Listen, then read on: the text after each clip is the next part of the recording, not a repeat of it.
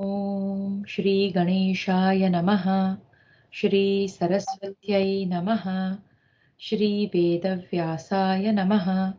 नारायणं नमस्कृत्य नरं चैव नरोत्तमं देवीं सरस्वतीं व्यासं ततो जयमुदीरयेत्। वसुदेवसुतं देवं कंसचाणूरमर्दनं देवकी परमानन्दं कृष्णं वन्दे जगद्गुरो। अष्टाविंशोऽध्यायः। अथ ज्ञानयोगः। श्रीमद्भगवद्गीतायां चतुर्थोऽध्यायः। सगुण भगवान के प्रभाव, निष्काम कर्म योग तथा योगी महात्मा पुरुषों के आचरण और उनकी महिमा का वर्णन करते हुए विविध यज्ञों एवं ज्ञान की महिमा का वर्णन।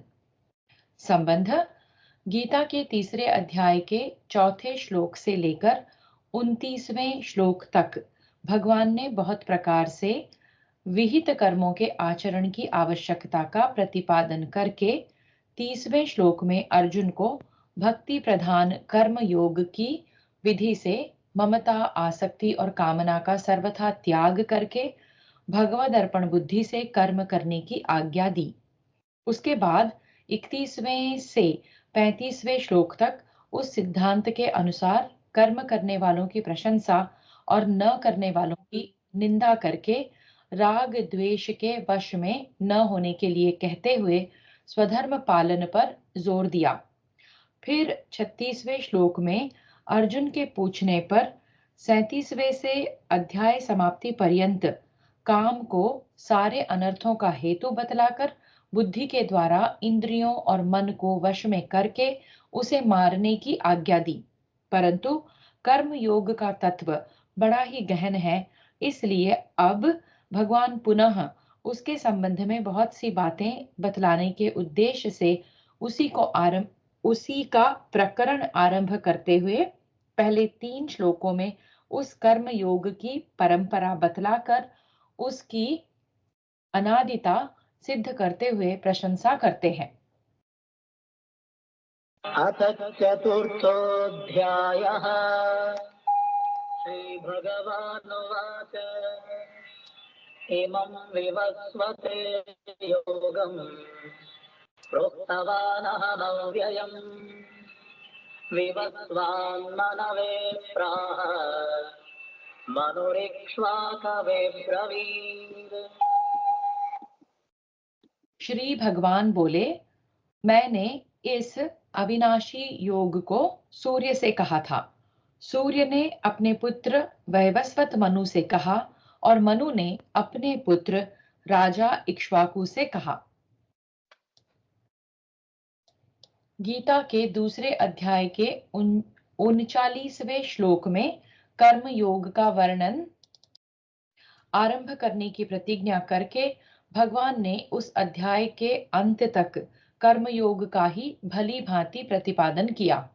उसके बाद भी तीसरे अध्याय के अंत तक प्रायः कर्म योग का ही अंग प्रत्यंगों सहित प्रतिपादन किया गया। इसके सिवा इस योग की परंपरा बतलाते हुए भगवान ने यहाँ जिन सूर्य और मनु आदि के नाम गिनाए हैं, वे सभी गृहस्थ और कर्मयोगी ही हैं। इससे भी यहाँ योगम पद को कर्म योग का ही वाचक मानना उपयुक्त मालूम होता है। एवं परंपरा प्राप्तम् इमं राजर्षयो विदुः सकाले नेह महता योगो नष्टः परन्तप। हे परंतप अर्जुन, इस प्रकार परंपरा से प्राप्त इस योग को राजर्षियों ने जाना, किंतु उसके बाद वह योग बहुत काल से इस पृथ्वी लोक में लुप्त प्राय हो गया। परमात्मा की प्राप्ति के साधन रूप कर्मयोग, ज्ञान योग, भक्ति योग आदि जितने भी साधन हैं, सभी नित्य हैं। इनका कभी अभाव नहीं होता। जब परमेश्वर नित्य हैं, तब उनकी प्राप्ति के लिए उन्हीं के द्वारा निश्चित किए हुए अनादि नियम अनित्य नहीं हो सकते। जब जब जगत का प्रादुर्भाव होता है, तब तब भगवान के समस्त नियम भी साथ ही साथ प्रकट हो जाते हैं, और जब जगत का प्रलय होता है, उस समय नियमों का भी तिरोभाव हो जाता है, परंतु उनका अभाव कभी नहीं होता। इस प्रकार इस कर्म योग की अनादिता सिद्ध करने के लिए पूर्व श्लोक में उसे अविनाशी कहा गया है। अतएव इस श्लोक में जो यह बात कही गई कि वह योग बहुत काल से नष्ट हो गया है, इसका यही अभिप्राय समझना चाहिए कि बहुत समय से इस पृथ्वी लोक में उसका तत्व समझने वाले श्रेष्ठ पुरुषों का अभाव सा हो गया है। इस कारण वह अप्रकाशित हो गया है, उसका इस लोक में तिरोभाव हो गया है, यह नहीं कि उसका अभाव हो गया है। एवायं मया तेभ्यः योगः प्रोक्तः पुरातनः भक्तोऽसि मे सखा चेति रहस्यं ह्येतदुत्तमम्। तू मेरा भक्त और प्रिय सखा है, इसलिए वही यह पुरातन योग आज मैंने तुझको कहा है, क्योंकि यह बड़ा ही उत्तम रहस्य है, अर्थात गुप्त रखने योग्य विषय है। इस कथन से भगवान ने यह भाव दिखलाया है कि यह योग सब प्रकार के दुखों से और बंधनों से छुड़ाकर परमानंद स्वरूप मुझ परमेश्वर को सुगमता पूर्वक प्राप्त करा देने वाला है, इसलिए अत्यंत ही उत्तम और बहुत ही गोपनीय है। इसके सिवा इसका यह भाव भी है कि अपने को सूर्यादि के प्रति इस योग का उपदेश करने वाला बतलाकर, और वही योग मैंने तुझसे कहा है, तू मेरा भक्त है, यह कहकर मैंने जो अपना ईश्वर भाव प्रकट किया है, यह बड़े रहस्य की बात है। अर्जुन उवाच अपरं भवतो जन्म परं जन्म विवस्वतः कथमेतद्विजानीयाम् त्वमादौ प्रोक्तवानिति। अर्जुन बोले, आपका जन्म तो अर्वाचीन अभी हाल का है, और सूर्य का जन्म बहुत पुराना है, अर्थात कल्प के आदि में हो चुका था। तब मैं इस बात को कैसे समझूं कि आप ही ने कल्प के आदि में सूर्य से यह योग कहा था? श्री भगवानुवाच बहूनि मे व्यतीतानि जन्मानि तव चार्जुन तान्यहं वेद सर्वाणि न त्वं वेत्थ परन्तप। श्री भगवान बोले, हे परंतप अर्जुन, मेरे और तेरे बहुत से जन्म हो चुके हैं, उन सब को तू नहीं जानता, किंतु मैं जानता हूं। संबंध, भगवान के मुख से यह बात सुनकर कि अब तक मेरे बहुत से जन्म हो चुके हैं, यह जानने की इच्छा होती है कि आपका जन्म किस प्रकार होता है, और आपके जन्म में तथा अन्य लोगों के जन्म में क्या भेद है। अतएव उस बात को समझाने के लिए भगवान अपने जन्म का तत्व बतलाते हैं।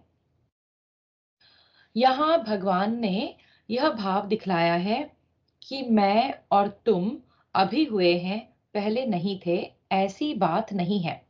हम लोग अनादि और नित्य हैं। मेरा नित्य स्वरूप तो है ही, इसके अतिरिक्त मैं अनेक रूपों में पहले प्रकट हो चुका हूँ। इसलिए मैंने जो यह बात कही है कि यह योग पहले सूर्य से मैंने ही कहा था, इसका यही अभिप्राय समझना चाहिए कि कल्प के आदि में मैंने नारायण रूप से सूर्य को यह योग कहा था। अजोऽपि सन्नव्ययात्मा भूतानामीश्वरोऽपि सन् प्रकृतिं स्वामधिष्ठाय सम्भवाम्यात्ममायया। मैं अजन्मा और अविनाशी स्वरूप होते हुए भी तथा समस्त प्राणियों का ईश्वर होते हुए भी अपनी प्रकृति को अधीन करके अपनी योग माया से प्रकट होता हूँ। संबंध: इस प्रकार भगवान के मुख से उनके जन्म का तत्व सुनने पर यह जिज्ञासा होती है कि आप किस किस समय और किन किन कारणों से इस प्रकार अवतार धारण करते हैं। इस पर भगवान 2 श्लोकों में अपने अवतार के अवसर हेतु और उद्देश्य आगे बतलाते हैं। भगवान की शक्ति रूपा जो मूल प्रकृति है, जिसका वर्णन गीता में 9वें अध्याय के 7वें और 8वें श्लोक में किया गया है और जिसे 14वें अध्याय में महद ब्रह्म कहा गया है, उसी मूल प्रकृति का वाचक यहाँ स्वाम विशेषण के स्वात प्रकृतिम पद है तथा भगवान अपनी जिस योग शक्ति से समस्त जगत को धारण किए हुए हैं, जिस असाधारण शक्ति से वे नाना प्रकार के रूप धारण करके लोगों के सम्मुख प्रकट होते हैं और जिसमें छिपे रहने के कारण लोग उनको पहचान नहीं सकते, उसका वाचक यहाँ आत्म माया पद है। इससे भगवान ने यह दिखलाया है कि यद्यपि मैं अजन्मा और अविनाशी हूँ, वास्तव में मेरा जन्म और विनाश कभी नहीं होता, तो भी मैं साधारण व्यक्ति की भांति जन्मता और विनष्ट होता सा प्रतीत होता हूँ। इसी तरह समस्त प्राणियों का ईश्वर होते हुए भी एक साधारण व्यक्ति सा ही प्रतीत होता हूँ। अभिप्राय यह है कि मेरे अवतार तत्व को न समझने वाले लोग, जब मैं मत्स्य, कच्छप, वराह और मनुष्यादि रूपों में प्रकट होता हूँ, तब मेरा जन्म हुआ मानते हैं और जब मैं अंतर्धान हो जाता हूँ, उस समय मेरा विनाश समझ लेते हैं तथा जब मैं उस रूप में दिव्य लीला करता हूँ, तब मुझे अपने जैसा ही साधारण व्यक्ति समझकर मेरा तिरस्कार करते हैं। गीता के 9वें अध्याय का 11वां श्लोक। वे बेचारे इस बात को नहीं समझ पाते कि ये सर्वशक्तिमान सर्वेश्वर नित्य शुद्ध बुद्ध मुक्त स्वभाव साक्षात पूर्ण परब्रह्म परमात्मा ही जगत का कल्याण करने के लिए इस रूप में प्रकट होकर दिव्य लीला कर रहे हैं, क्योंकि मैं उस समय अपनी योग माया के पर्दे में छिपा रहता हूँ। गीता के 7वें अध्याय का 25। यदा यदा हि धर्मस्य ग्लानिर्भवति भारत अभ्युत्थानमधर्मस्य तदात्मानं सृजाम्यहम्। हे भारत, जब जब धर्म की हानि और अधर्म की वृद्धि होती है, तब तब ही मैं अपने रूप को रचता हूँ, अर्थात सकार रूप से लोगों के सम्मुख प्रकट होता हूँ। ऋषि कल्प, धार्मिक, ईश्वर प्रेमी, सदाचारी पुरुषों तथा निरपराधी निर्बल प्राणियों पर बलवान और दुराचारी मनुष्यों का अत्याचार बढ़ जाना तथा उसके कारण लोगों में सद्गुण और सदाचार का अत्यंत ह्रास होकर दुर्गुण और दुराचार का अधिक फैल जाना ही धर्म की हानि और अधर्म की वृद्धि का स्वरूप है। परित्राणाय साधूनां विनाशाय च दुष्कृतां धर्म संस्थापनार्थाय संभवामि युगे युगे। साधु पुरुषों का उद्धार करने के लिए, पाप कर्म करने वालों का विनाश करने के लिए और धर्म की अच्छी तरह से स्थापना करने के लिए मैं युग युग में प्रकट हुआ करता हूँ।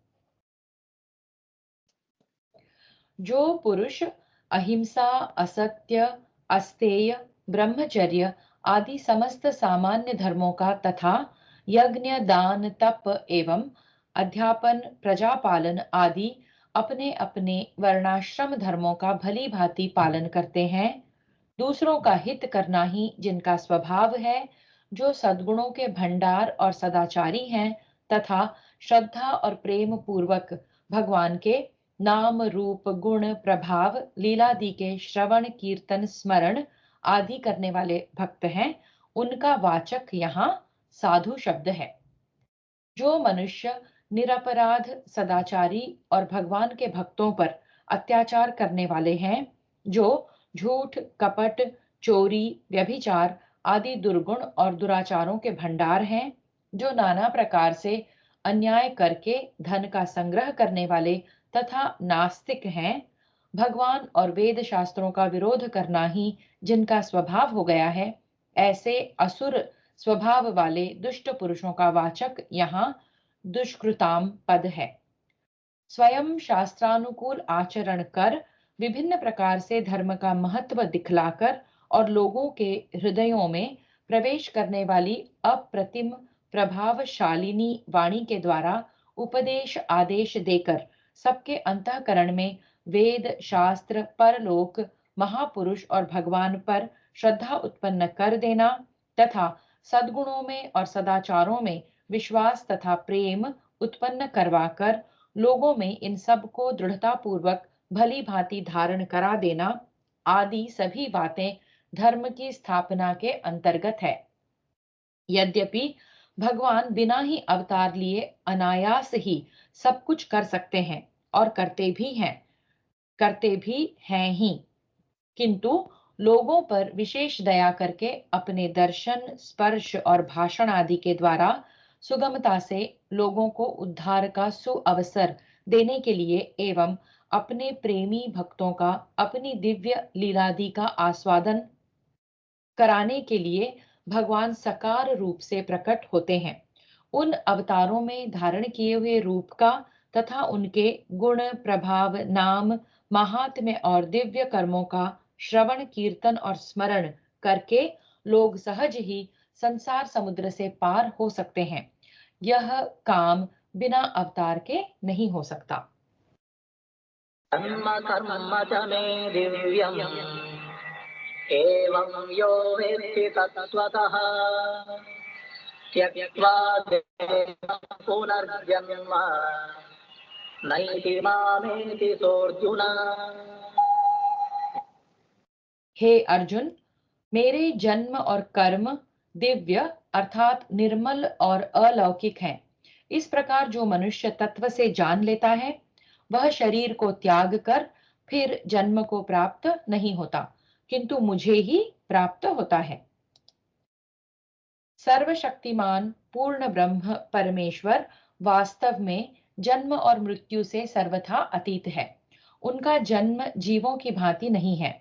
वे अपने भक्तों पर अनुग्रह करके अपनी दिव्य लीलाओं के द्वारा उनके मन को अपनी ओर आकर्षित करने के लिए दर्शन, स्पर्श और भाषण आदि के द्वारा उनको सुख पहुंचाने के लिए संसार में अपनी दिव्य कीर्ति फैलाकर उसके श्रवण, कीर्तन और स्मरण द्वारा लोगों के पापों का नाश करने के लिए तथा जगत में पापाचारियों का विनाश करके धर्म की स्थापना करने के लिए जन्म धारण करने की केवल लीला मात्र करते हैं।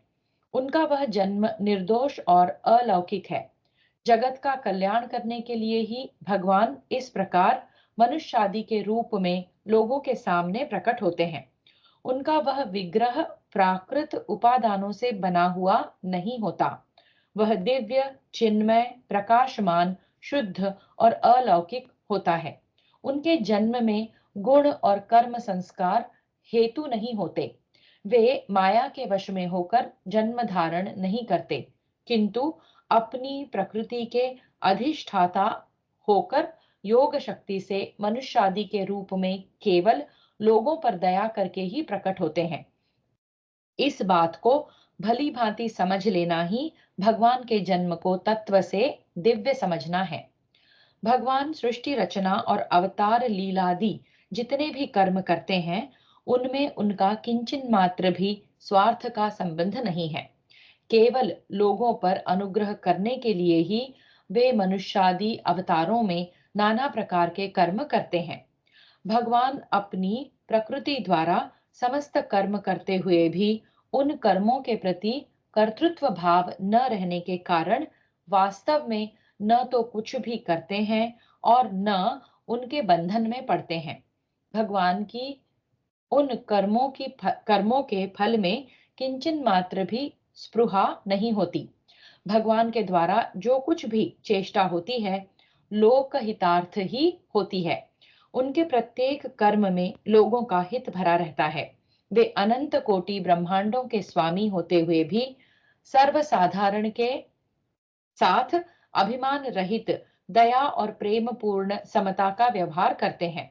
जो कोई मनुष्य जिस प्रकार उनको भजता है वे स्वयं उसे उसी प्रकार भजते हैं। अपने अनन्य भक्तों का योग क्षेम भगवान स्वयं चलाते हैं, उनको दिव्य ज्ञान प्रदान करते हैं और भक्ति रूपी नौका पर बैठे हुए भक्तों का संसार समुद्र से शीघ्र ही उद्धार करने के लिए स्वयं उनके कर्णधार बन जाते हैं। इस प्रकार भगवान के समस्त कर्म आसक्ति, अहंकार और कामनादि दोषों से सर्वथा रहित, निर्मल और शुद्ध तथा केवल लोगों का कल्याण करने एवं नीति, धर्म, शुद्ध प्रेम और भक्ति आदि का जगत में प्रचार करने के लिए ही होते हैं। इन सब कर्मों को करते हुए भी भगवान का वास्तव में उन कर्मों से कुछ भी संबंध नहीं है। वे उनसे सर्वथा अतीत और अकर्ता हैं। इस बात को भली भांति समझ लेना, इसमें किंचन मात्र भी असंभावना या विपरीत भावना न रहकर पूर्ण विश्वास हो जाना ही भगवान के कर्मों को तत्व से दिव्य समझना है। वीतरागभयक्रोधाः मन्मया मामुपाश्रिताः बहवो ज्ञानतपसा पूता मद्भावमागताः।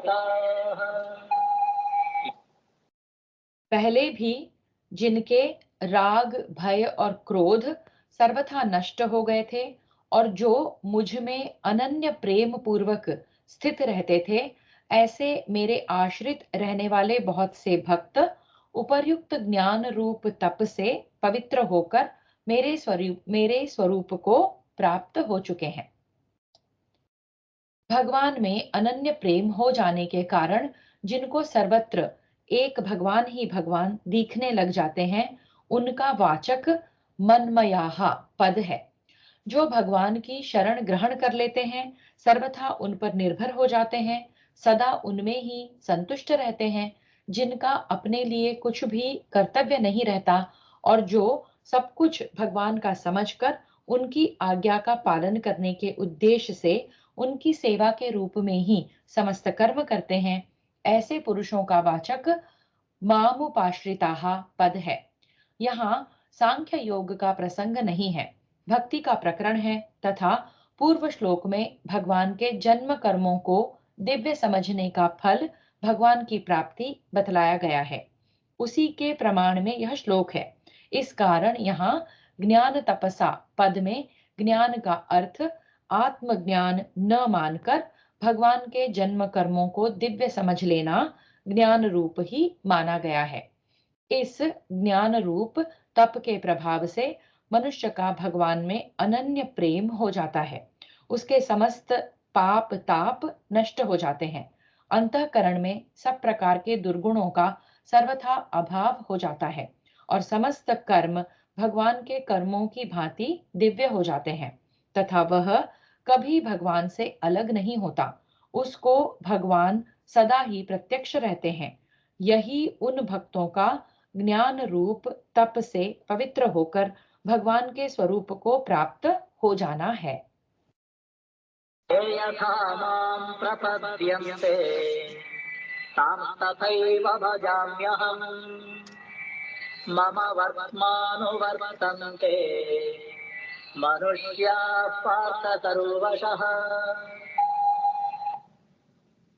हे अर्जुन, जो भक्त मुझे जिस प्रकार भजते हैं मैं भी उनको उसी प्रकार भजता हूँ, क्योंकि सभी मनुष्य सब प्रकार से मेरे ही मार्ग का अनुसरण करते हैं।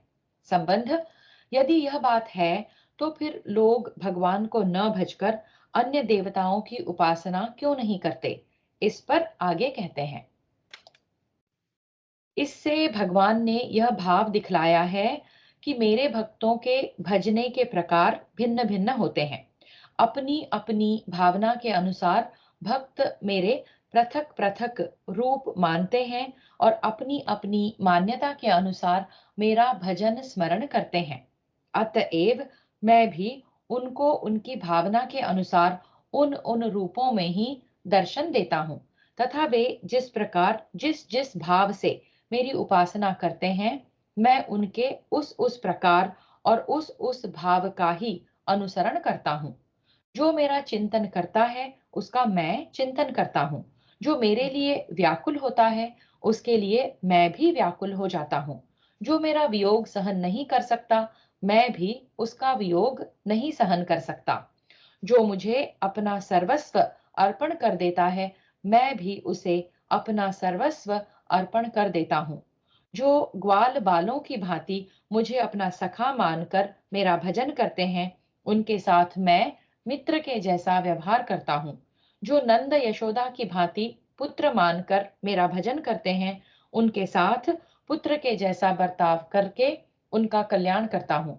इसी प्रकार रुक्मिणी की तरह पति समझकर भजने वालों के साथ पति जैसा, हनुमान की भांति स्वामी समझकर भजने वालों के साथ स्वामी जैसा और गोपियों की भांति माधुर्य भाव से भजने वालों के साथ प्रियतम जैसा बर्ताव करके मैं उनका कल्याण करता हूँ और उनको दिव्य लीला रस का अनुभव कराता हूँ। इससे भगवान ने यह दिखलाया है कि लोग मेरा अनुसरण करते हैं।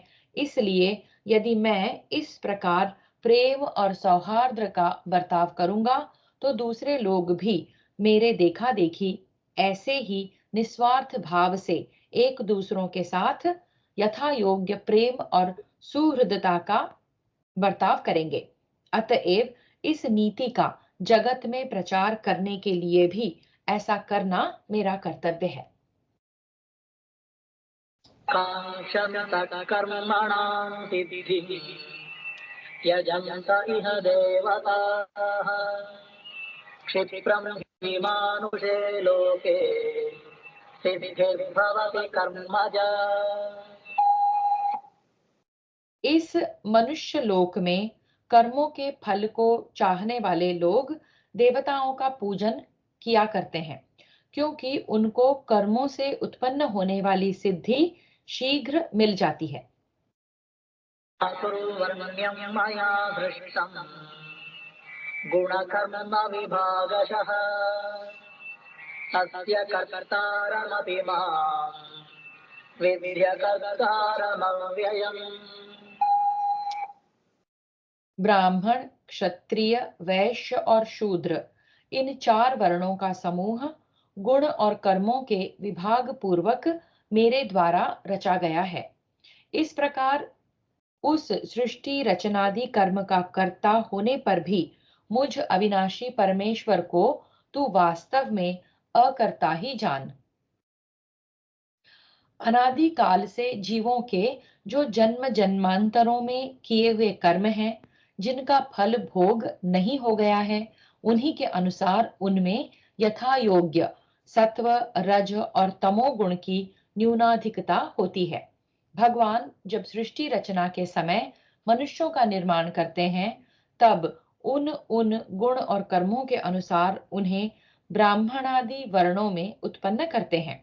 साथ ही यह भी समझ लेना चाहिए कि देव पितर और तिर्यक आदि दूसरी दूसरी योनियों की रचना भी भगवान जीवों के गुण और कर्मों के अनुसार ही करते हैं।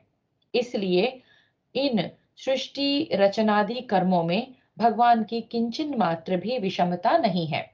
यही भाव दिखलाने के लिए यहाँ यह बात कही गई है कि मेरे द्वारा चारों वर्णों की रचना उनके गुण और कर्मों के विभाग पूर्वक की गई है। आजकल लोग यह पूछा करते हैं कि ब्राह्मण आदि वर्णों का विभाग जन्म से मानना चाहिए या कर्म से।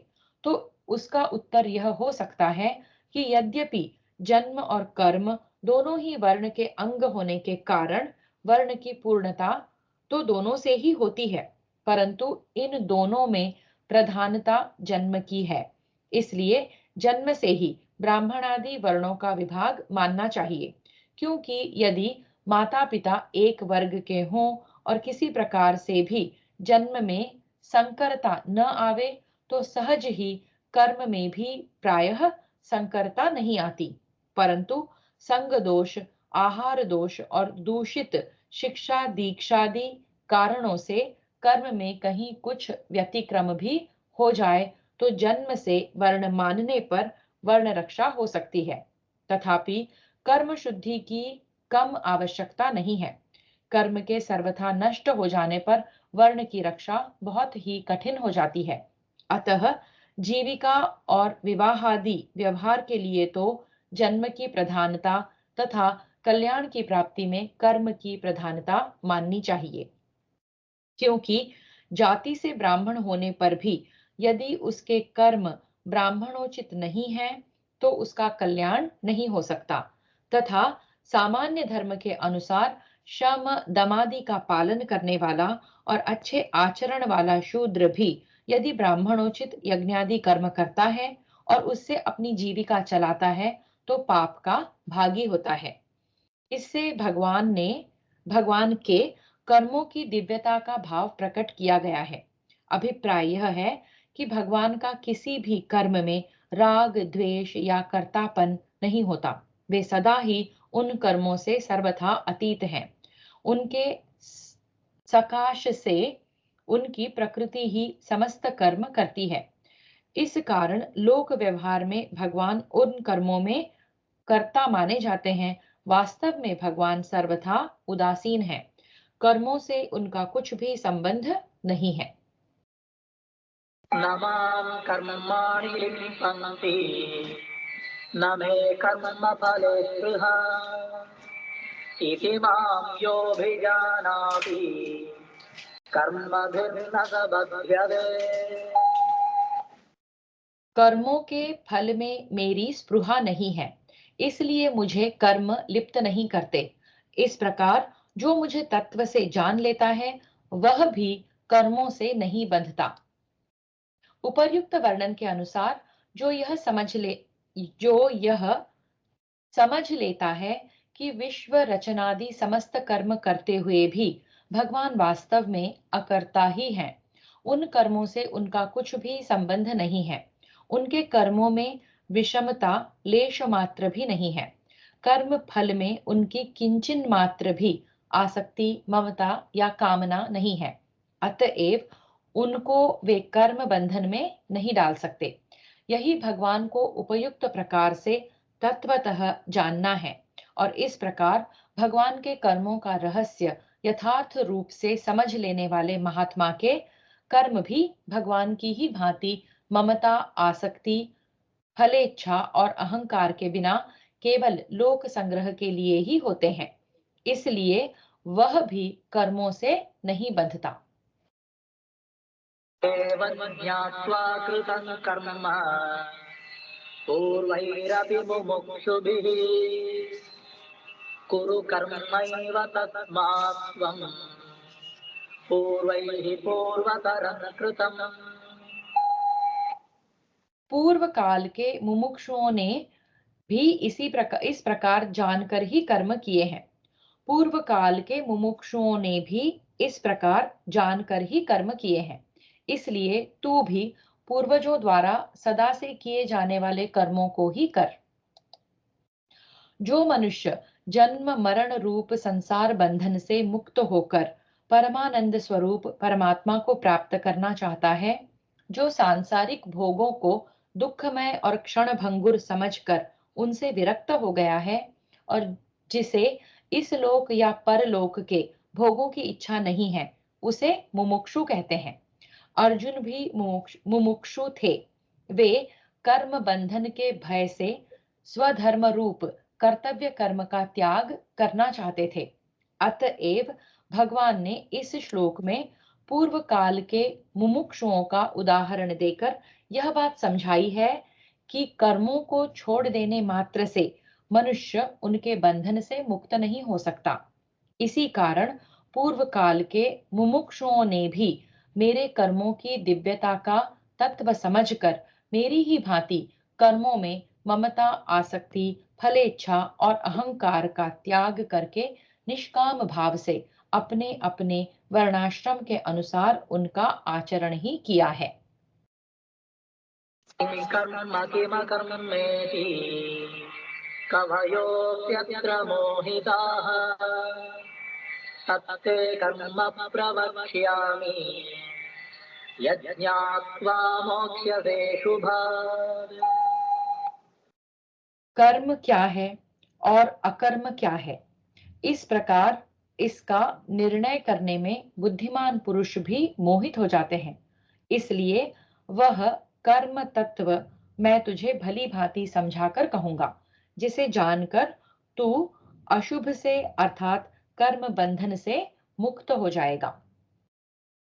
कर्मणो ह्यपि बोद्धव्यम् बोद्धव्यश्च विकर्मणः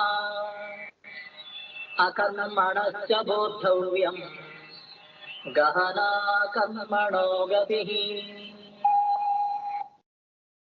कर्म का स्वरूप भी जानना चाहिए और अकर्म का स्वरूप भी जानना चाहिए तथा विकर्म का स्वरूप भी जानना चाहिए, क्योंकि कर्म की गति गहन है। संबंध इस प्रकार श्रोता के अंतःकरण में रुचि और श्रद्धा उत्पन्न कराने के लिए कर्म तत्व को गहन एवं उसका जानना आवश्यक बतलाकर अब अपनी प्रतिज्ञा के अनुसार भगवान कर्म का तत्व समझाते हैं। साधारणतः मनुष्य यही जानते हैं कि शास्त्र विहित कर्तव्य कर्मों का नाम कर्म है, किंतु इतना जान लेने मात्र से कर्म का स्वरूप नहीं जाना जा सकता, क्योंकि उसके आचरण में भाव का भेद होने से उसके स्वरूप में भेद हो जाता है। अतः अपने अधिकार के अनुसार वर्णाश्रमोचित कर्तव्य कर्मों को आचरण में लाने के लिए कर्मों के तत्व को समझना चाहिए।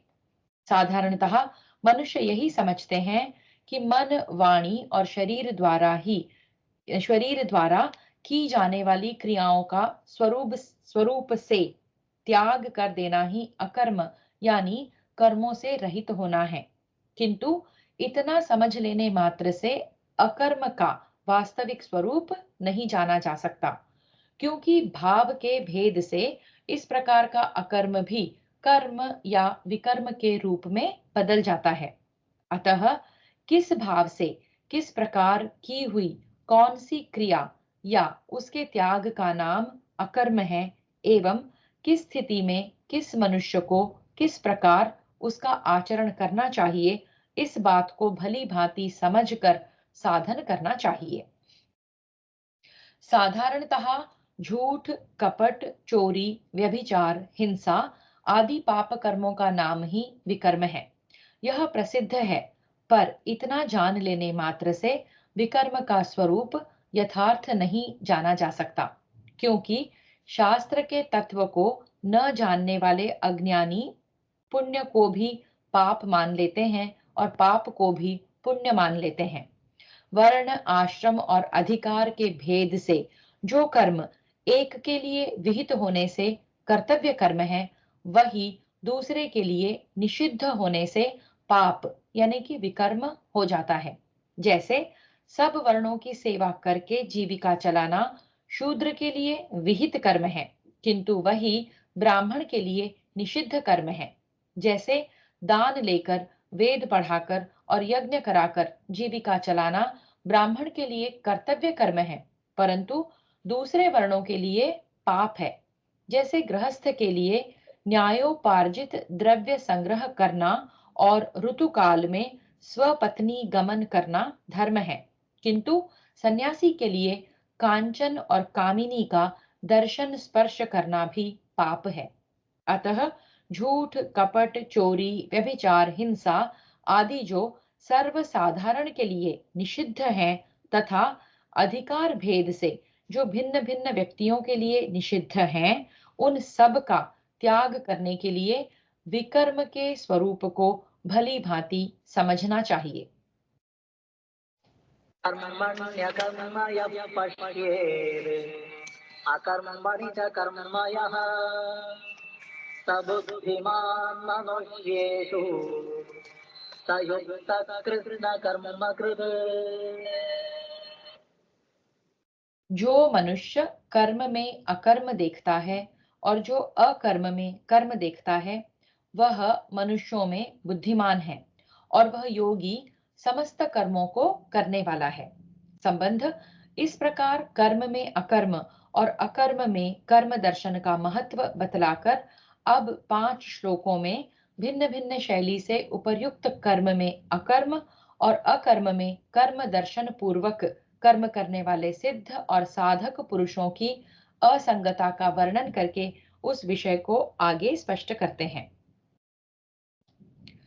यज्ञ, दान, तप तथा वर्णाश्रम के अनुसार जीविका और शरीर निर्वाह संबंधी जितने भी शास्त्र विहित कर्म हैं, उन सब में आसक्ति, फलेच्छा, ममता और अहंकार का त्याग कर देने से वे इस लोक या परलोक में सुख दुखादि फल भुगतने के और पुनर्जन्म के हेतु नहीं बनते, बल्कि मनुष्य के पूर्वकृत समस्त शुभाशुभ कर्मों का नाश करके उसे संसार बंधन से मुक्त करने वाले होते हैं।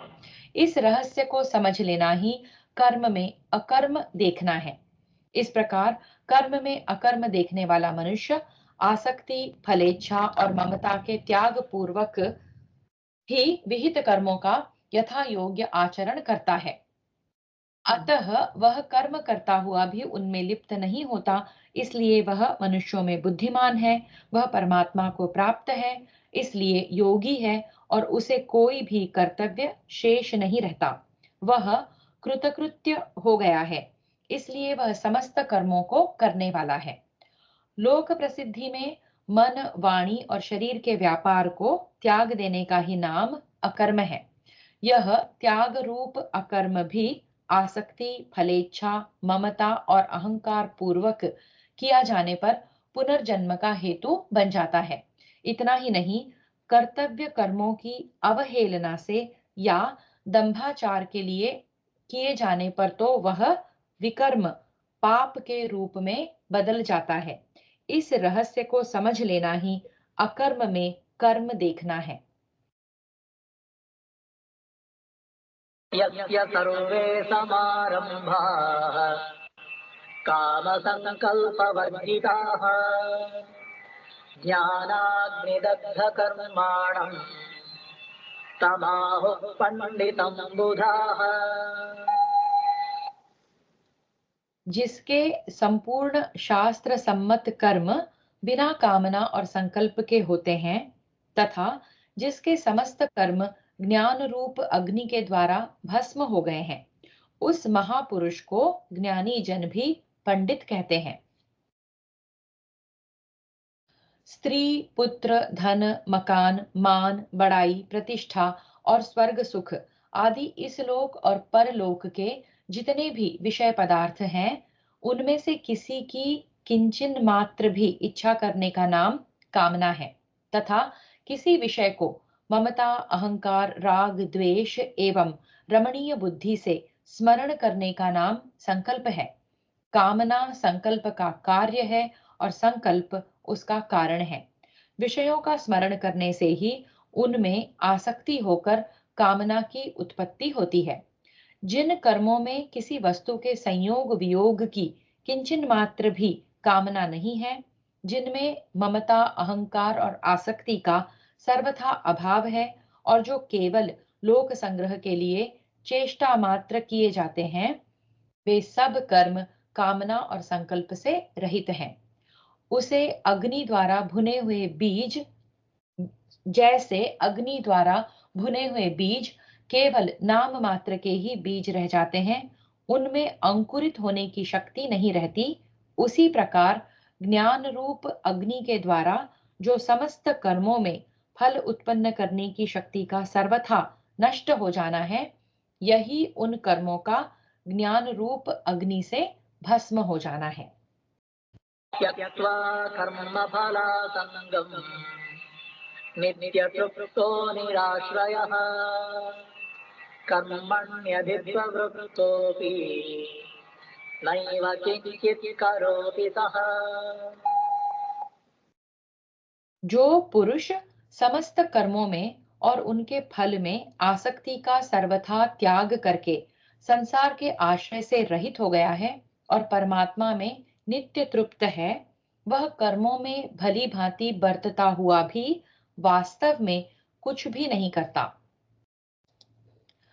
अपि अव्यय से यह भाव दिखलाया गया है कि ममता, अहंकार और फलासक्ति से युक्त मनुष्य तो कर्मों का स्वरूप से त्याग करके भी कर्म बंधन से मुक्त नहीं हो सकता, और यह नित्य तृप्त पुरुष समस्त कर्मों को करता हुआ भी उनके बंधन में नहीं पड़ता। और यह नित्य तृप्त पुरुष समस्त कर्मों को करता हुआ भी उनके बंधन में नहीं पड़ता। आसक्ति का सर्वथा त्याग करके शरीर में अहंकार और ममता से सर्वथा रहित हो जाना और किसी भी सांसारिक वस्तु के या मनुष्य के आश्रित न होना, अर्थात अमुक वस्तु या मनुष्य से ही मेरा निर्वाह होता है, यही आधार है, इसके बिना काम ही नहीं चल सकता, इस प्रकार के भावों का सर्वथा अभाव हो जाना ही निराश्रय हो जाना है। ऐसा हो जाने पर मनुष्य को किसी भी सांसारिक पदार्थ की किंचन मात्र भी आवश्यकता नहीं रहती, वह पूर्ण काम हो जाता है। उसे परमानंद स्वरूप परमात्मा की प्राप्ति हो जाने के कारण वह निरंतर आनंद में मग्न रहता है। उसकी स्थिति में किसी भी घटना से कभी जरा भी अंतर नहीं पड़ता, यही उसका नित्य तृप्त हो जाना है। निराशीर्यतचित्तात्मा सर्वपरिग्रहः शारीरं केवलं कर्म कुर्वन्नाप्नोति किल्बिषम्। जिसका अंतःकरण और इंद्रियों से सहित शरीर जीता हुआ है और जिसने समस्त भोगों की सामग्री का परित्याग कर दिया है, ऐसा आशा रहित पुरुष केवल शरीर संबंधी कर्म करता हुआ भी पाप को नहीं प्राप्त होता। जिस मनुष्य को किसी भी सांसारिक वस्तु की कुछ भी आवश्यकता नहीं है, जो किसी भी कर्म से या मनुष्य से किसी प्रकार का भोग प्राप्त होने की किंचन मात्र भी आशा या इच्छा नहीं रखता, जिसने सब प्रकार की इच्छा, कामना, वासना आदि का सर्वथा त्याग कर दिया है, उसे निराशी ही कहते हैं। जिसका अंतःकरण और समस्त इंद्रियों सहित शरीर वश में है, अर्थात जिसके मन और इंद्रिय राग द्वेष से रहित हो जाने के कारण उन पर शब्दादि विषयों के संग का कुछ भी प्रभाव नहीं पड़ सकता, और जिसका शरीर भी जैसे वह उसे रखना चाहता है वैसे ही रहता है, वह चाहे गृहस्थ हो या सन्यासी, यतचित्तात्मा है, और जिसकी किसी भी वस्तु में ममता नहीं है तथा जिसने समस्त भोग सामग्रियों के संग्रह का भली भांति त्याग कर दिया है, वह सन्यासी तो सर्वथा त्यक्त सर्व परिग्रह है ही।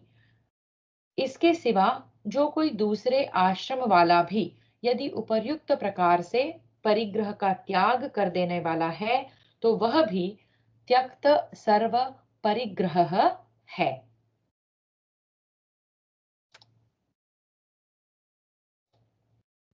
अनिच्छा से उपर्युक्त पुरुष को न तो यज्ञादि कर्मों का अनुष्ठान न करने से होने वाला प्रत्यवाय रूप पाप लगता है और न शरीर निर्वाह के लिए की जाने वाली क्रियाओं में होने वाले पापों से ही उसका संबंध होता है, यही उसका पाप को प्राप्त न होना है।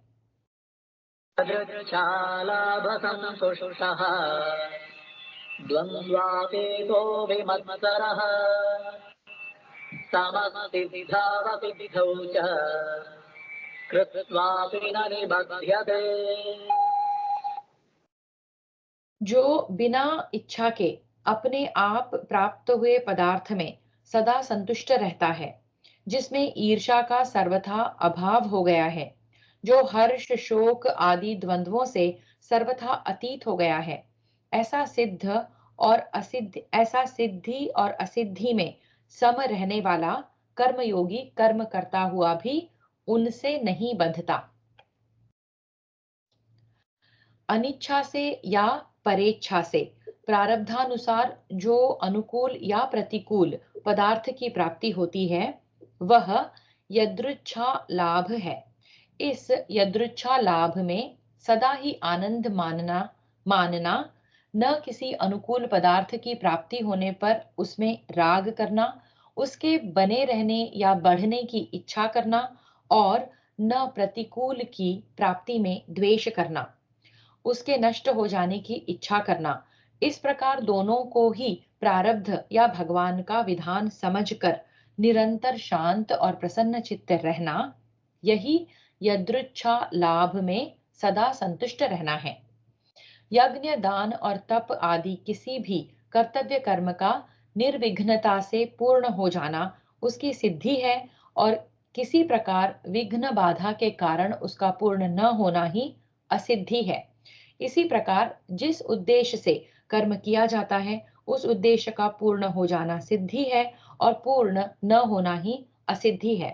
इस प्रकार की सिद्धि और असिद्धि में भेद बुद्धि का न होना अर्थात सिद्धि में हर्ष और आसक्ति आदि तथा असिद्धि में द्वेष और शोक आदि विकारों का न होना, दोनों में एक सा भाव रहना ही सिद्धि और असिद्धि में सम रहना है।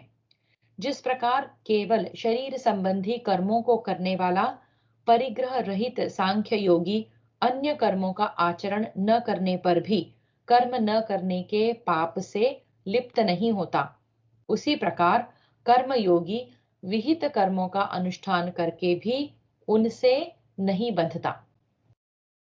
गतसङ्गस्य मुक्तस्य ज्ञानावस्थितचेतसः यज्ञायाचरत कर्म समग्रं प्रविलीयते।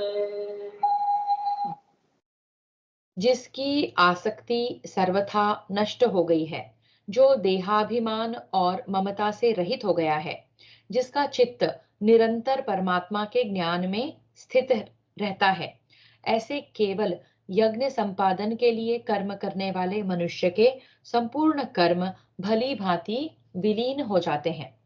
संबंध पूर्व श्लोक में यह बात कही गई कि यज्ञ के लिए कर्म करने वाले पुरुष के समस्त कर्म विलीन हो जाते हैं। वहां केवल अग्नि में हवि का हवन करना ही यज्ञ है और उसका संपादन करने के लिए की जाने वाली क्रिया ही यज्ञ के लिए कर्म करना है, इतनी ही बात नहीं है। इसी भाव को सुस्पष्ट करने के लिए अब भगवान 7 श्लोकों में भिन्न भिन्न योगियों द्वारा किए जाने वाले परमात्मा की प्राप्ति के साधन रूप शास्त्र विहित कर्तव्य कर्मों का विभिन्न यज्ञों के नाम से वर्णन करते हैं। अपने वर्ण, आश्रम और परिस्थिति के अनुसार जिस मनुष्य का जो शास्त्र दृष्टि से विहित कर्तव्य है वही उसके लिए यज्ञ है। उस शास्त्र विहित यज्ञ का संपादन करने के उद्देश्य से ही जो कर्मों का करना है, अर्थात किसी प्रकार के स्वार्थ का संबंध न रखकर केवल लोक संग्रह रूप यज्ञ की परंपरा सुरक्षित रखने के लिए ही जो कर्मों का आचरण करना है, वही यज्ञ के लिए कर्मों का आचरण करना है। उपर्युक्त प्रकार से कर्म करने वाले पुरुष के कर्म उसको बांधने वाले नहीं होते। इतना ही नहीं, किंतु जैसे किसी घास की ढेरी में आग में जलाकर गिराया हुआ घास स्वयं भी चलकर नष्ट हो जाता है और उस घास की ढेरी को भी भस्म कर देता है, वैसे ही आसक्ति, फलेच्छा, ममता और अभिमान के त्याग रूप अग्नि में जलकर किए हुए कर्म पूर्व संचित समस्त कर्मों के सहित विलीन हो जाते हैं। फिर उसके किसी भी कर्म में किसी प्रकार का फल देने की शक्ति नहीं रहती। ब्रह्मार्पणं ब्रह्महविः ब्रह्माग्नौ ब्रह्मणाहुतं ब्रह्मैव तेन गन्तव्यं ब्रह्म कर्म समाधिना। जिस यज्ञ में अर्पण अर्थात श्रुवा आदि भी ब्रह्म है और हवन किए जाने योग्य द्रव्य भी ब्रह्म है, तथा ब्रह्म रूप कर्ता के द्वारा ब्रह्म रूप अग्नि में आहुति देना रूप क्रिया भी ब्रह्म है, उस ब्रह्म कर्म में स्थित रहने वाले योगी द्वारा प्राप्त किए जाने योग्य फल भी ब्रह्म ही है। इस यज्ञ में श्रुवा, हवि, हवन करने वाला और हवन रूप क्रियाएं आदि भिन्न भिन्न वस्तुएं नहीं होती। ऐसा यज्ञ करने वाले योगी की दृष्टि में सब कुछ ब्रह्म ही होता है, क्योंकि वह जिस मन बुद्धि आदि के द्वारा समस्त जगत को ब्रह्म समझने का अभ्यास करता है, उनको अपने को इस अभ्यास रूप क्रिया को या अन्य किसी भी वस्तु को ब्रह्म से भिन्न नहीं समझता, सबको ब्रह्म रूप ही देखता है। इसलिए उसकी उनमें किसी प्रकार की भी भेद बुद्धि नहीं रहती। दैवमेवापरे यज्ञम् योगिनः पर्युपासते ब्रह्माज्ञावपरे यज्ञम् यज्ञेनैवोपजुह्वति। दूसरे योगी जन देवताओं के पूजन रूप यज्ञ का ही भली भांति अनुष्ठान किया करते हैं, और अन्य योगी जन परब्रह्म परमात्म रूप अग्नि में अभेद दर्शन रूप यज्ञ के द्वारा ही आत्म रूप यज्ञ का हवन किया करते हैं। ब्रह्मा, शिव, शक्ति, गणेश, सूर्य, चंद्रमा, इंद्र और वरुण आदि जो शास्त्र सम्मत देव हैं, उनके लिए हवन करना, उनकी पूजा करना, उनके मंत्र का जप करना, उनके निमित्त दान देना और ब्राह्मण भोजन करवाना आदि समस्त कर्मों का अपना कर्तव्य समझकर बिना ममता, आसक्ति और फलेच्छा के केवल परमात्मा की प्राप्ति के उद्देश्य से श्रद्धा भक्ति पूर्वक शास्त्र विधि के अनुसार पूर्णतया अनुष्ठान करना ही देवताओं के पूजन रूप यज्ञ का भली भांति अनुष्ठान करना है। अनादि सिद्ध अज्ञान के कारण शरीर की उपाधि से आत्मा और परमात्मा का भेद अनादि काल से प्रतीत हो रहा है। उस अज्ञान जनित भेद प्रतीति को ज्ञान के अभ्यास द्वारा मिटा देना, अर्थात शास्त्र और आचार्य के उपदेश से सुने हुए तत्व ज्ञान का निरंतर मनन और निधिध्यासन करते करते नित्य विज्ञानानंद घन गुणातीत पर ब्रह्म परमात्मा में अभेद भाव से आत्मा को एक कर देना, विलीन कर देना ही ब्रह्म रूप अग्नि में यज्ञ के द्वारा यज्ञ को हवन करना है। श्रोत्रादीनिन्द्रियाण्यन्ये संयमाग्निषु जुह्वति शब्दादीन् विषयान् अन्ये इन्द्रियाग्निषु जुह्वति। अन्य योगी जन श्रोत्र आदि समस्त इंद्रियों को संयम रूप अग्नियों में हवन किया करते हैं, और दूसरे योगी लोग शब्दादि समस्त विषयों को इंद्रिय रूप अग्नियों में हवन किया करते हैं। श्रोत्र, त्वचा, नेत्र, जिह्वा और नासिका को वश में करके प्रत्याहार करना, शब्द, स्पर्श, रूप, रस और गंध आदि बाहर भीतर के विषयों से विवेक पूर्वक उन्हें हटाकर उपरत होना ही श्रोत्र आदि इंद्रियों का संयम रूप अग्नियों में हवन करना है। इसका सुस्पष्ट भाव गीता के दूसरे अध्याय के 58वें श्लोक में कुछ कछुए के दृष्टांत से बतलाया गया है। कानों के द्वारा निंदा और स्तुति को या अन्य किसी प्रकार के अनुकूल या प्रतिकूल शब्दों को सुनते हुए, नेत्रों के द्वारा अच्छे बुरे दृश्यों को देखते हुए, जिह्वा के द्वारा अनुकूल प्रतिकूल रस को ग्रहण करते हुए, इसी प्रकार अन्य समस्त इंद्रियों द्वारा भी प्रारब्ध के अनुसार योग्यता से प्राप्त समस्त विषयों का अनासक्त भाव से सेवन करते हुए अंतःकरण में समभाव रखना, भेद बुद्धि जनित राग द्वेष और हर्ष शोकादि विकारों का न होने देना, अर्थात उन विषयों में जो मन और इंद्रियों को विक्षिप्त यानी विचलित करने की शक्ति है, उसका नाश करके उनको इंद्रियों में विलीन करते रहना। यही शब्दादि विषयों का इंद्रिय रूप अग्नियों में हवन करना है। सर्वाणीन्द्रियकर्माणि प्राणकर्माणि चापरे आत्मसंयमयोगाग्नौ जुह्वति ज्ञानदीपिते। दूसरे योगी जन इंद्रियों की संपूर्ण क्रियाओं को और प्राणों की समस्त क्रियाओं को ज्ञान से प्रकाशित आत्म संयम योग रूप अग्नि में हवन किया करते हैं।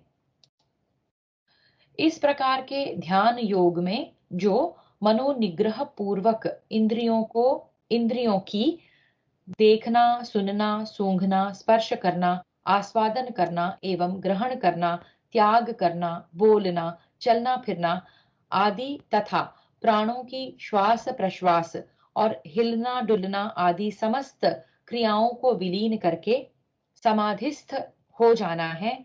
यही आत्म संयम योग रूप अग्नि में इंद्रियों की और प्राणों की समस्त क्रियाओं का हवन करना है।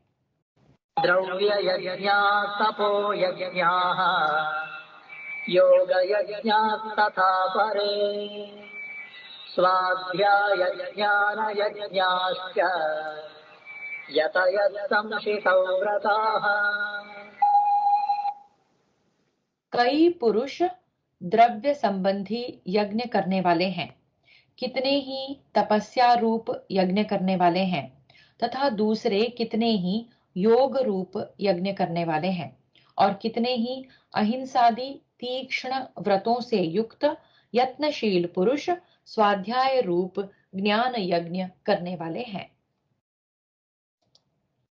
अपने अपने वर्ण धर्म के अनुसार न्याय से प्राप्त द्रव्य को ममता, आसक्ति और फलेच्छा का त्याग करके यथा योग्य लोक सेवा में लगाना, अर्थात उपर्युक्त भाव से बावली, कुएं, तालाब, मंदिर, धर्मशाला आदि बनवाना, भूखे, अनाथ, रोगी, दुखी, असमर्थ, भिक्षु आदि मनुष्यों की यथावश्यक अन्न, वस्त्र, जल, औषध, पुस्तक आदि वस्तुओं द्वारा सेवा करना, विद्वान, तपस्वी, वेद पाठी, सदाचारी ब्राह्मणों को गौ, भूमि, वस्त्र, आभूषण आदि पदार्थों का यथा योग्य अपनी शक्ति के अनुसार दान करना, इसी तरह अन्य सब प्राणियों को सुख पहुंचाने के उद्देश्य से यथाशक्ति द्रव्य का व्यय करना द्रव्य यज्ञ है। परमात्मा की प्राप्ति के उद्देश्य से अंतःकरण और इंद्रियों को पवित्र करने के लिए ममता, आसक्ति और फलेच्छा के त्याग पूर्वक व्रत उपवास आदि करना, धर्म पालन के लिए कष्ट सहन करना, मौन धारण करना, अग्नि और सूर्य के तेज को तथा वायु को सहन करना, एक वस्त्र या 2 वस्त्रों से अधिक का त्याग कर देना, अन्न का त्याग कर देना, केवल दूध या फल खाकर ही शरीर का निर्वाह करना, वनवास करना आदि जो शास्त्र विधि के अनुसार तितिक्षा संबंधी क्रियाएं हैं, उन सब का वाचक यहाँ तपो यज्ञ है। यहाँ योग रूप यज्ञ से यह भाव समझना चाहिए कि बहुत से साधक परमात्मा की प्राप्ति के उद्देश्य से आसक्ति, फलेच्छा और ममता का त्याग करके अष्टांग योग रूप यज्ञ का ही अनुष्ठान किया करते हैं।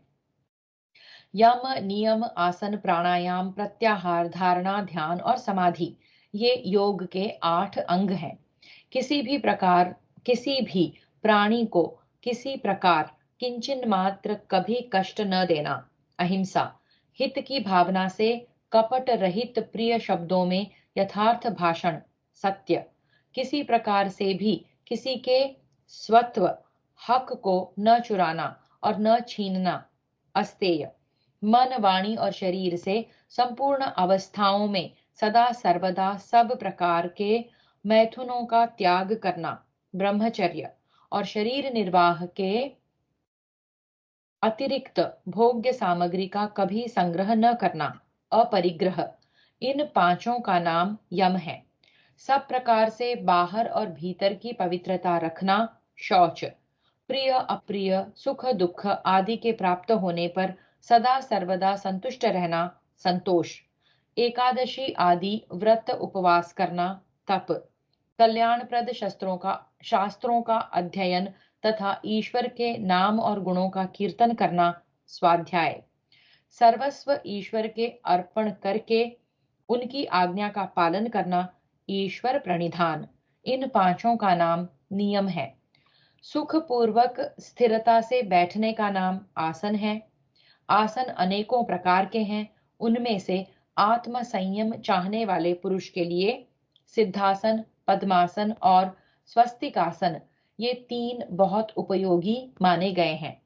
उनमें से कोई सा भी आसन हो, परंतु मेरुदंड, मस्तक और ग्रीवा को सीधा अवश्य रखना चाहिए और दृष्टि नासिकाग्र पर अथवा भ्रुकुटी के मध्य भाग में रहनी चाहिए।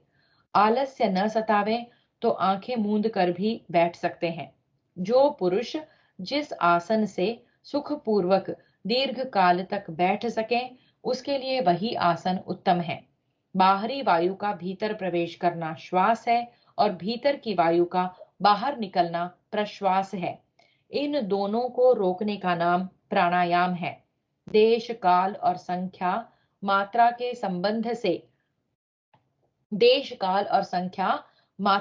संबंध से बाह्य, आभ्यंतर और स्तंभ वृत्ति वाले ये तीनों प्राणायाम दीर्घ और सूक्ष्म होते हैं।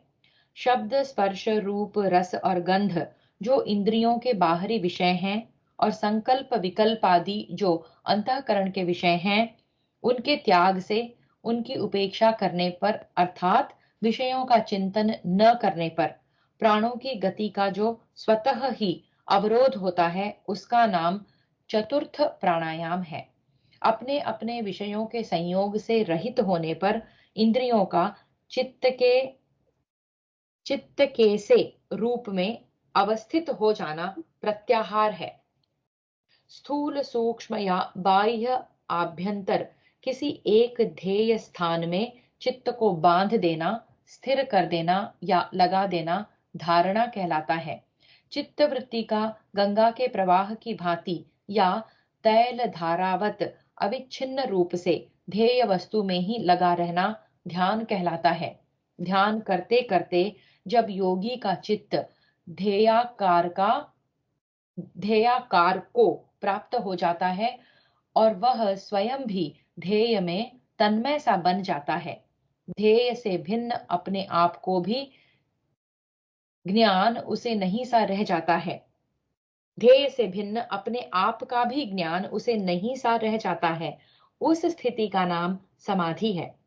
जिन शास्त्रों में भगवान के तत्व का, उनके गुण, प्रभाव और चरित्रों का तथा उनके साकार, निराकार, सगुण, निर्गुण स्वरूप का वर्णन है, ऐसे शास्त्रों का अध्ययन करना, भगवान की स्तुति का पाठ करना, उनके नाम और गुणों का कीर्तन करना तथा वेद और वेदांगों का अध्ययन करना स्वाध्याय है।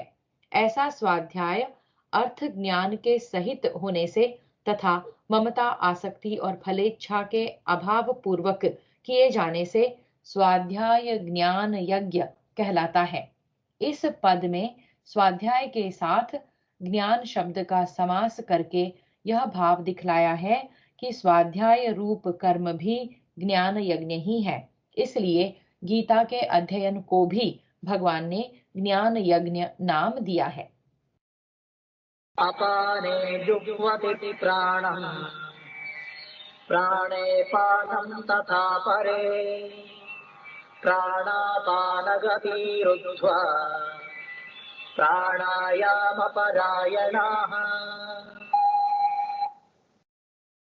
अपरे नियताहाराः प्राणान् प्राणेषु जुह्वति सर्वेऽप्येते यज्ञविदः यज्ञक्षपितकल्मषाः।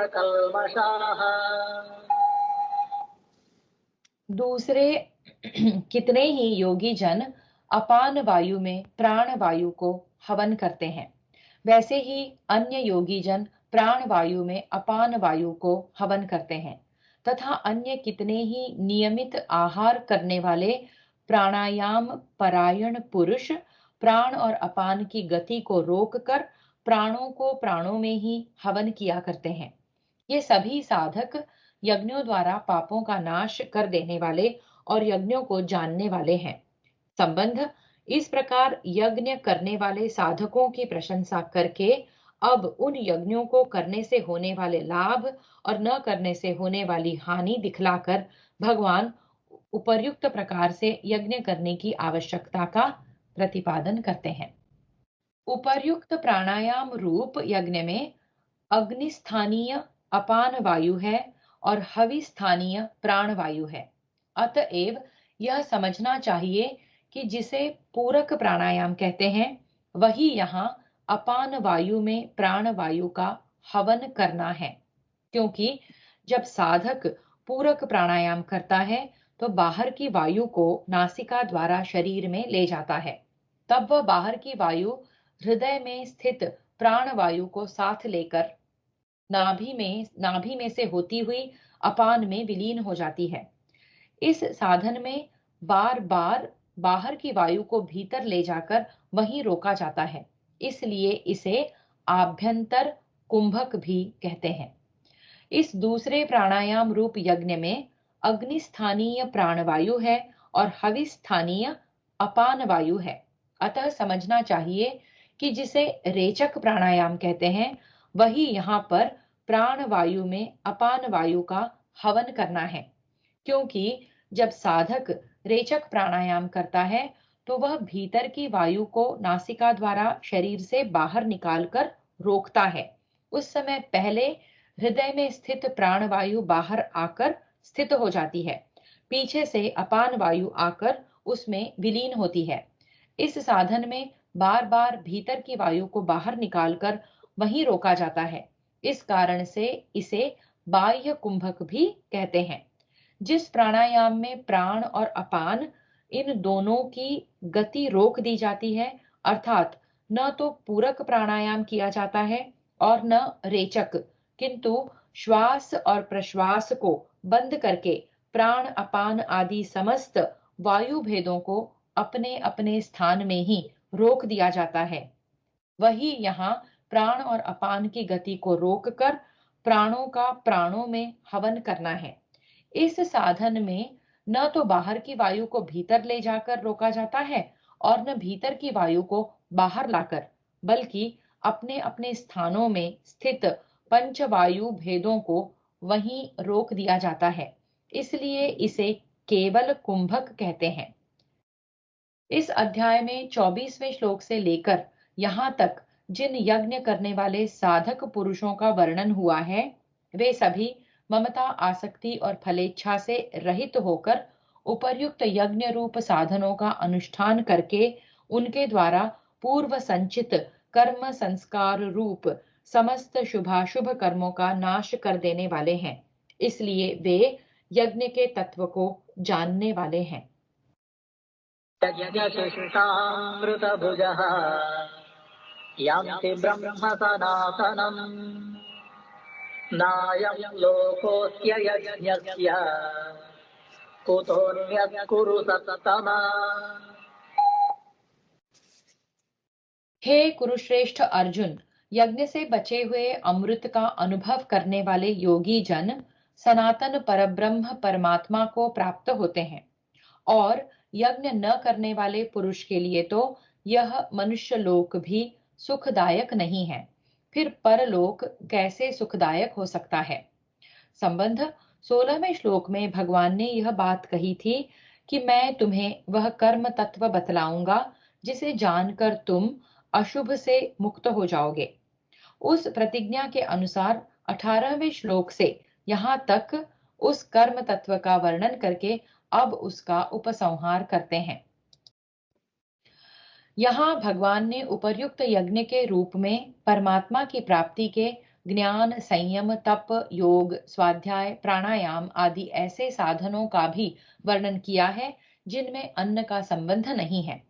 इसलिए यहाँ उपर्युक्त साधनों का अनुष्ठान करने से साधकों का अंतःकरण शुद्ध होकर उसमें जो प्रसाद रूप प्रसन्नता की उपलब्धि होती है वही यज्ञ से बचा हुआ अमृत है, क्योंकि वह अमृत स्वरूप परमात्मा की प्राप्ति में हेतु है तथा उस विशुद्ध भाव से उत्पन्न सुख में नित्य तृप्त रहना ही यहाँ उस अमृत का अनुभव करना है। जो मनुष्य उपर्युक्त यज्ञों में से या उनके सिवा जो और भी अनेक प्रकार के साधन रूप यज्ञ शास्त्रों में वर्णित हैं, उनमें से कोई सा भी यज्ञ किसी प्रकार भी नहीं करता, उसको यह लोक भी सुखदायक नहीं है, फिर परलोक तो कैसे सुखदायक हो सकता है। इस कथन से यह भाव दिखलाया गया है कि उपर्युक्त साधनों का अधिकार पाकर भी उनमें न लगने के कारण उसको मुक्ति तो मिलती ही नहीं, स्वर्ग भी नहीं मिलता और मुक्ति के द्वार रूप उस मनुष्य शरीर में भी कभी शांति नहीं मिलती। एवं बहुविधा यज्ञाः वितता ब्रह्मणो मुखे कर्मजान् विद्धितान् सर्वान् एवं ज्ञात्वा विमोक्ष्यसे। इसी प्रकार और भी बहुत तरह के यज्ञ वेदी की वाणी में विस्तार से कहे गए हैं। इसी प्रकार और भी बहुत तरह के यज्ञ वेद की वाणी में विस्तार से कहे गए हैं। उन सब को तू मन, इंद्रिय और शरीर की क्रिया द्वारा संपन्न होने वाले जान। इस प्रकार तत्व से जानकर उनके अनुष्ठान द्वारा तू कर्म बंधन से सर्वथा मुक्त हो जाएगा। संबंध यहाँ यह जिज्ञासा होती है कि उन यज्ञों में से कौन सा यज्ञ श्रेष्ठ है। इस पर भगवान कहते हैं आगे, यहाँ जिन साधन रूप यज्ञों का वर्णन किया गया है एवं इनके सिवा और भी जितने कर्तव्य कर्म रूप यज्ञ शास्त्रों में बतलाए गए हैं, वे सब मन, इंद्रिय और शरीर की क्रिया द्वारा ही होते हैं। उनमें से किसी का संबंध केवल मन से है, किसी का मन और इंद्रियों से एवं किसी किसी का मन, इंद्रिय और शरीर इन सब से है। ऐसा कोई भी यज्ञ नहीं है जिसका इन तीनों में से किसी के साथ संबंध न हो। इसलिए साधक को चाहिए कि जिस साधन में शरीर, इंद्रिय और प्राणों की क्रिया का या संकल्प विकल्प आदि मन की क्रिया का त्याग किया जा सकता है, उस त्याग रूप साधन को भी कर्म ही समझें और उसे भी फल, कामना, आसक्ति तथा ममता से रहित होकर ही करे, नहीं तो वह भी बंधन का हेतु बन सकता है। श्रेयान् द्रव्यमयान् यज्ञात् ज्ञानयज्ञः परं तप सर्वं कर्माखिलं पार्थ ज्ञाने परिसमाप्यते। हे परंतप अर्जुन, द्रव्यमय यज्ञ की अपेक्षा ज्ञान यज्ञ अत्यंत श्रेष्ठ है तथा यावन मात्र संपूर्ण कर्म ज्ञान में समाप्त हो जाते हैं। जिस यज्ञ में द्रव्य की अर्थात सांसारिक वस्तु की प्रधानता हो उसे द्रव्यमय यज्ञ कहते हैं। अतः अग्नि में घृत, चीनी, दही, दूध, तिल, जौ, चावल, मेवा, चंदन, कपूर, धूप और सुगंध युक्त औषधियां आदि हवि का विधि पूर्वक हवन करना, दान देना, परोपकार के लिए कुआं, बावली, तालाब, धर्मशाला आदि बनवाना, बलि वैश्वदेव करना आदि जितने सांसारिक पदार्थों से संबंध रखने वाले शास्त्र विहित शुभ कर्म हैं, वे सब द्रव्यमय यज्ञ के अंतर्गत हैं तथा जो विवेक, विचार और आध्यात्मिक ज्ञान से संबंध रखने वाले साधन हैं, वे सब ज्ञान यज्ञ के अंतर्गत हैं। उपर्युक्त प्रकरण में जितने प्रकार के साधन रूप कर्म बतलाए गए हैं तथा इनके सिवा और भी जितने शुभ कर्म रूप यज्ञ वेद शास्त्रों में वर्णित हैं, वे सब कर्म ज्ञान में समाप्त हो जाते हैं। इस कथन से भगवान ने यह भाव दिखलाया है कि समस्त साधनों का बड़े से बड़ा फल परमात्मा का यथार्थ ज्ञान प्राप्त करा देना है। तद्विद्धि प्रणिपातेन परिप्रश्नेन सेवया उपदेक्ष्यन्ति ते ज्ञानम् ज्ञानिनः तत्त्वदर्शिनः। उस ज्ञान को तू तत्वदर्शी ज्ञानियों के पास जाकर समझ।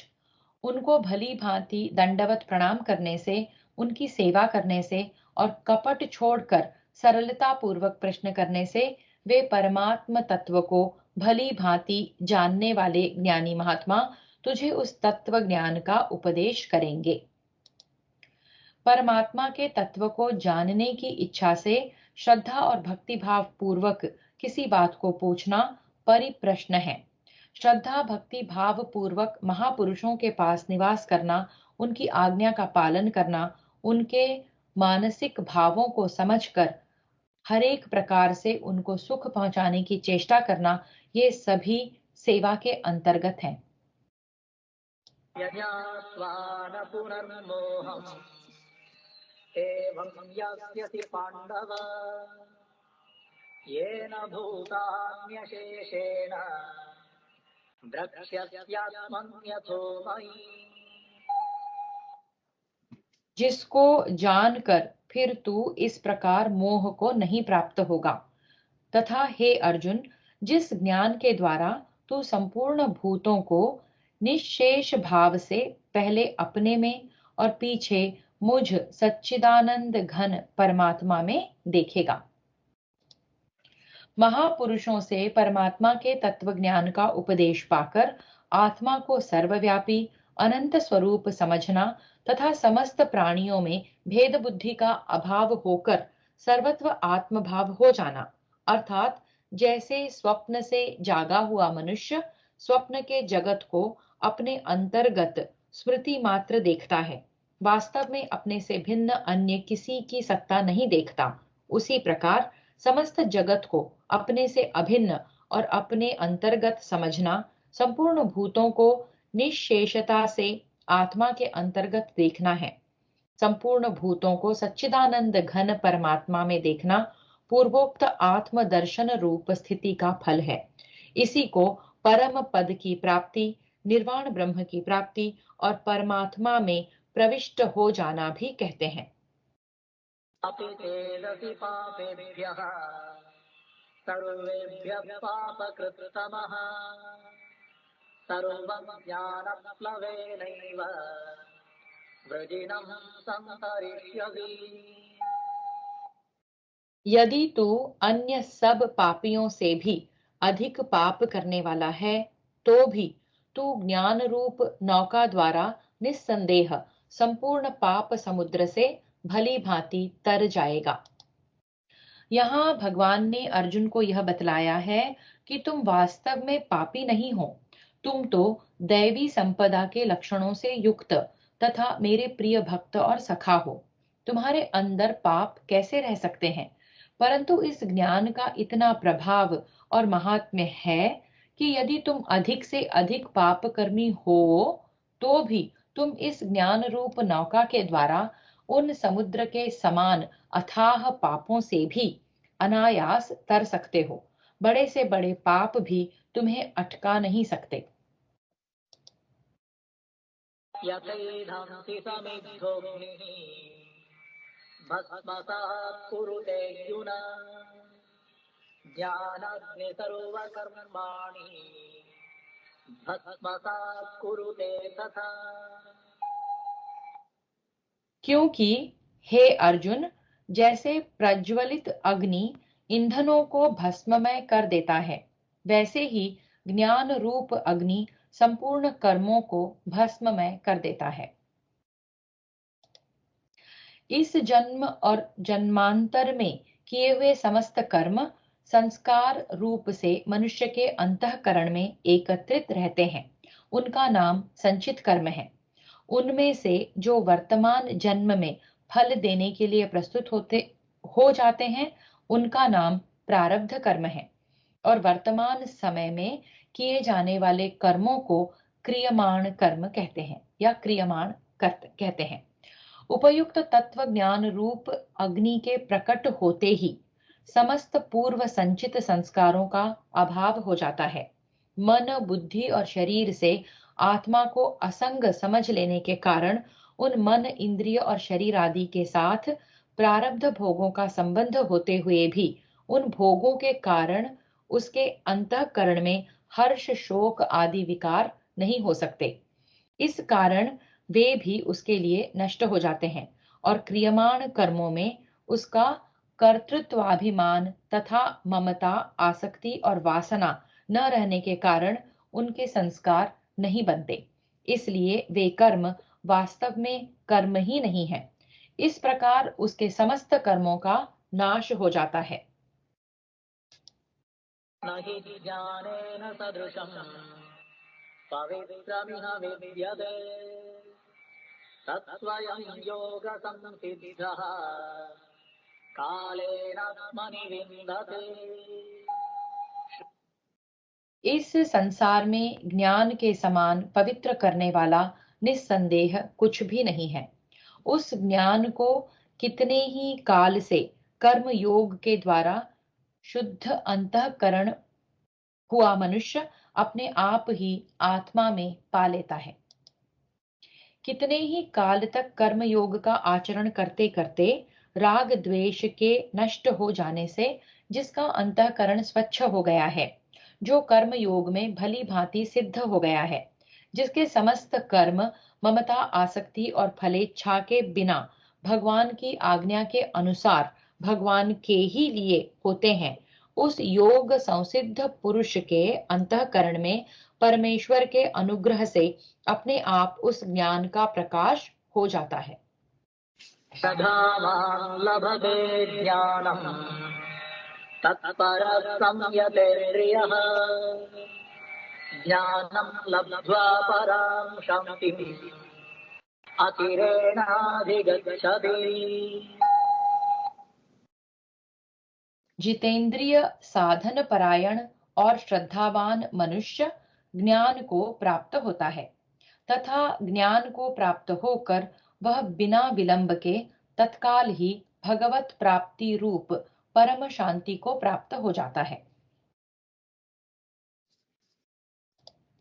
वेद, शास्त्र, ईश्वर और महापुरुषों के वचनों में तथा परलोक में जो प्रत्यक्ष की भांति विश्वास है एवं उन सब में परम पूज्यता और उत्तमता की भावना है, उसका नाम श्रद्धा है।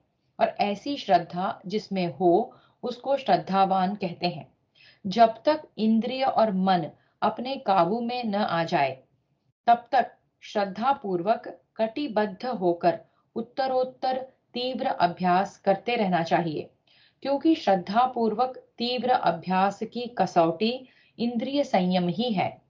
जितना ही श्रद्धापूर्ण तीव्र अभ्यास किया जाता है उत्तरोत्तर उतना ही इंद्रियों का संयम होता जाता है। अतएव इंद्रिय संयम की जितनी कमी है उतनी ही साधना में कमी समझनी चाहिए, और साधन में जितनी कमी है, इंद्रिय संयम की जितनी कमी है उतनी ही साधन में कमी समझनी चाहिए, और साधन में जितनी कमी है उतनी ही श्रद्धा में त्रुटि समझनी चाहिए। अन्यस्य श्रद्धधानस्य संशयात्मा विनश्यति नायं लोकोऽस्ति न परः न सुखं संशयात्मनः। विवेकहीन और श्रद्धा रहित संशय युक्त मनुष्य परमार्थ से अवश्य भ्रष्ट हो जाता है। ऐसे संशय युक्त मनुष्य के लिए न यह लोक है न परलोक है और न सुख ही है। वेद, शास्त्र और महापुरुषों के वचनों को तथा उनके बतलाए गए साधनों को ठीक ठीक न समझ सकने के कारण तथा जो कुछ समझ में आवे उस पर भी विश्वास न करने के कारण जिसको हर एक विषय में संशय होता रहता है, जो किसी प्रकार भी अपने कर्तव्य का निश्चय नहीं कर पाता, हर हालत में संशय युक्त रहता है, वह मनुष्य अपने मनुष्य जीवन को व्यर्थ ही खो बैठता है।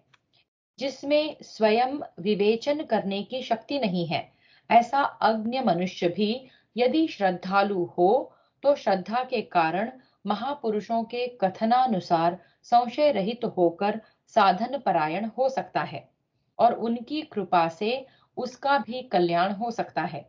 परंतु जिस संशय युक्त पुरुष में न विवेक शक्ति है और न श्रद्धा ही है, उसके संशय के नाश का कोई उपाय नहीं रह जाता। इसलिए जब तक उसमें श्रद्धा या विवेक नहीं रह जाता, उसका अवश्य पतन हो जाता है। संशय युक्त मनुष्य केवल परमार्थ से भ्रष्ट हो जाता है, इतनी ही बात नहीं है। जब तक मनुष्य में संशय विद्यमान रहता है, वह उसका नाश नहीं कर सकता, नहीं कर लेता। वह उसका नाश नहीं कर लेता, तब तक वह न तो इस लोक में यानी मनुष्य शरीर में रहते हुए धन, ऐश्वर्य या यश की प्राप्ति कर सकता है, न परलोक में यानी मरने के बाद स्वर्ग आदि की प्राप्ति कर सकता है, और न किसी प्रकार के सांसारिक सुखों को ही भोग सकता है, ना किसी प्रकार के सांसारिक सुखों को ही भोग सकता है। योग संन्यस्त कर्माणम् ज्ञान सच्चिन्न संशयम् आत्मवन्तं न कर्माणि निबध्नन्ति धनंजय।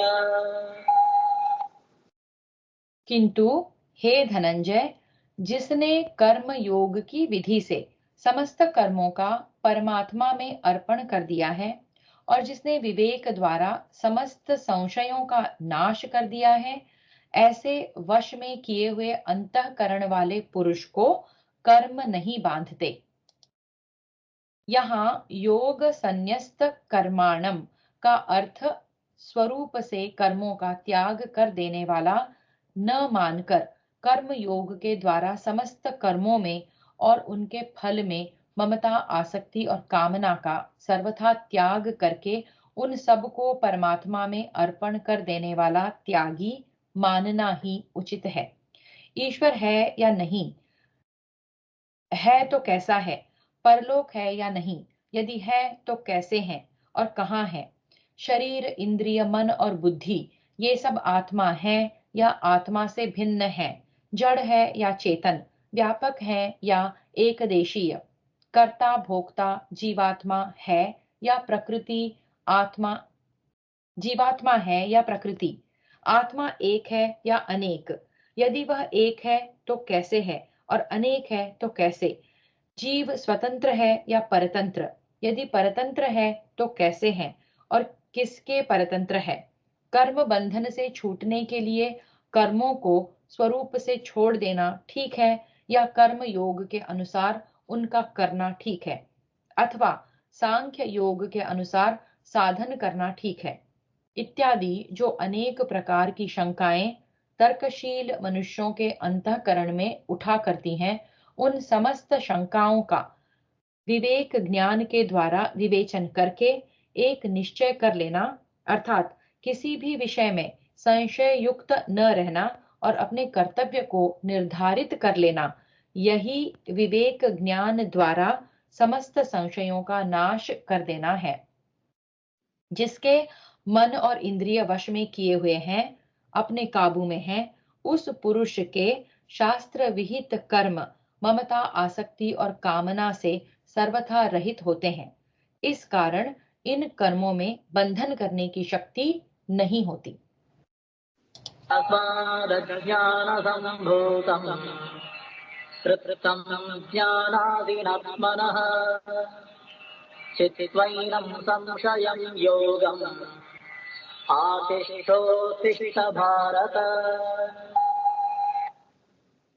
इसलिए हे भरतवंशी अर्जुन, तू हृदय में स्थित उस अज्ञान जनित अपने संशय का विवेक ज्ञान रूप तलवार द्वारा छेदन करके समत्व रूप कर्म योग में स्थित हो जा और युद्ध के लिए खड़ा हो जा। संशय का कारण अविवेक है, अतः विवेक द्वारा अविवेक का नाश होते ही उसके साथ साथ संशय का भी नाश हो जाता है। इसका स्थान हृदय यानी अंतःकरण है। अतः जिसका अंतःकरण अपने वश में है उसके लिए इसका नाश करना सहज है। अर्जुन के अंतःकरण में संशय विद्यमान था। उनकी विवेक शक्ति मोह के कारण कुछ दबी हुई थी। इसी से वे अपने कर्तव्य का निश्चय नहीं कर सकते थे और स्वधर्म रूप युद्ध का त्याग करने के लिए तैयार हो गए थे। इसलिए भगवान यहाँ उन्हें उनके हृदय में स्थित संशय का विवेक द्वारा छेदन करने के लिए कहते हैं। ॐ तत्सदिति श्रीमद्भगवद्गीतासु उपनिषत्सु ब्रह्मविद्यायां योगशास्त्रे श्रीकृष्णार्जुनसंवादे ज्ञानकर्मसन्न्यासयोगो नाम चतुर्थोऽध्यायः।